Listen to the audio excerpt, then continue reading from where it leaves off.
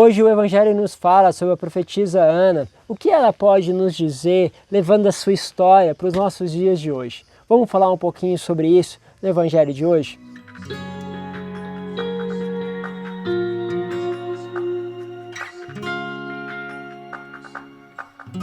Em nome do Pai, do Filho e do Espírito Santo. Amém. A palavra de Deus hoje está no Evangelho de São Lucas, capítulo 2, do versículo 36 ao 40, e diz assim: Naquele tempo havia também uma profetisa chamada Ana, filha de Fanuel, da tribo de Asser. Era de idade muito avançada, quando jovem tinha sido casada, e vivera 7 anos com o seu marido. Depois ficara viúva, e agora já estava com 84 anos. Não saía do templo, dia e noite, servindo a Deus com jejuns e oração. Ana chegou neste momento e pôs a louvar a Deus e a falar do menino a todos que esperavam a libertação de Jerusalém. Depois de cumprirem tudo conforme a lei do Senhor, voltaram a Galiléia para Nazaré, sua cidade. O menino crescia e tornava-se forte, cheio de sabedoria, e a graça de Deus estava com ele. Olha que interessante, esta mulher, a palavra diz o seguinte, que ela já estava de idade avançada, tinha aqui os seus 84 anos, sabendo que ela foi casada e ficara 7 anos com o seu marido. Vamos fazer um pouquinho de conta aqui então. Olha só, em geral, as mulheres se casavam naquela época por volta dos seus 14 anos. Sendo assim, se ela casou aos 14 anos, ficou até os seus 21 aí casada. Depois do 21 até o 84, né, são 63 anos. Aproximadamente 63 anos ela ficou fazendo diante do templo jejum e oração à espera da manifestação de Deus. Olha que coisa forte.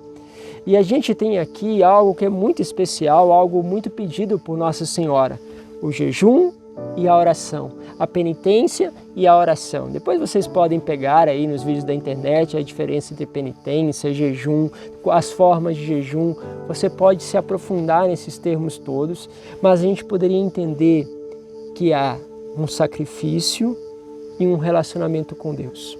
Se nós quisermos ver uma manifestação de Deus, temos que unir essas duas coisas, unir o sacrifício e a oração, o diálogo com Deus. Por isso, você tem dialogado com Deus, mas em geral o que nós fazemos? Nós oramos ao Senhor para que Ele tire de nós o sacrifício, para que Ele tire de nós algo que está nos penitenciando, seja psicologicamente, seja da falta de alguma coisa. E aqui é ao contrário.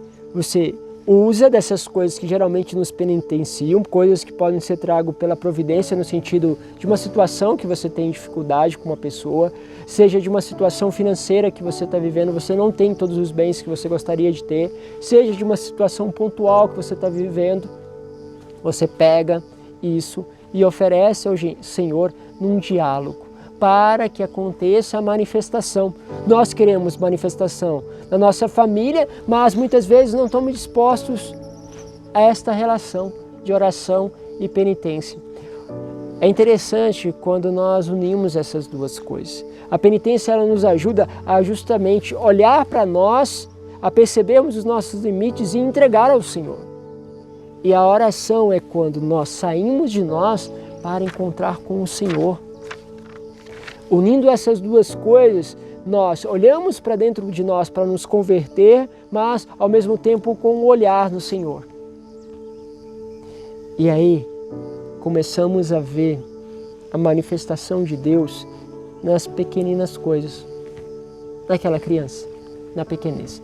Tantas vezes nós já falamos sobre isso, você que nos acompanha há bastante tempo, sabe que esta pequenez da manifestação de Deus, que vai se transformar num dos maiores mistérios, maior graça que nós podemos receber da encarnação do Verbo, ela acontece pelo jejum e pela oração.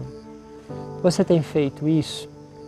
Aonde você tem desejado que a manifestação de Deus possa acontecer?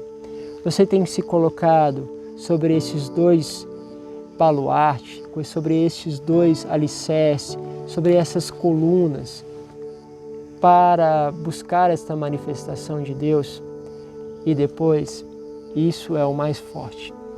Sabe, porque às vezes a gente está até disposto a fazer uma novena, a gente está até disposto a fazer um tríduo, mas será que eu estaria disposto se fosse 63 anos?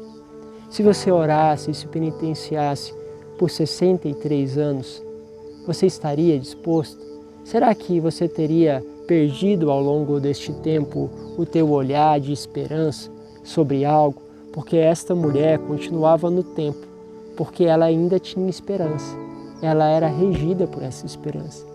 E aí se manifesta 84 anos. 84 anos para nós atualmente já é muita idade, mas para aquele tempo era muita idade. Por isso, como você espera essa manifestação? Há quanto de tempo você está disposto a esperar por ela?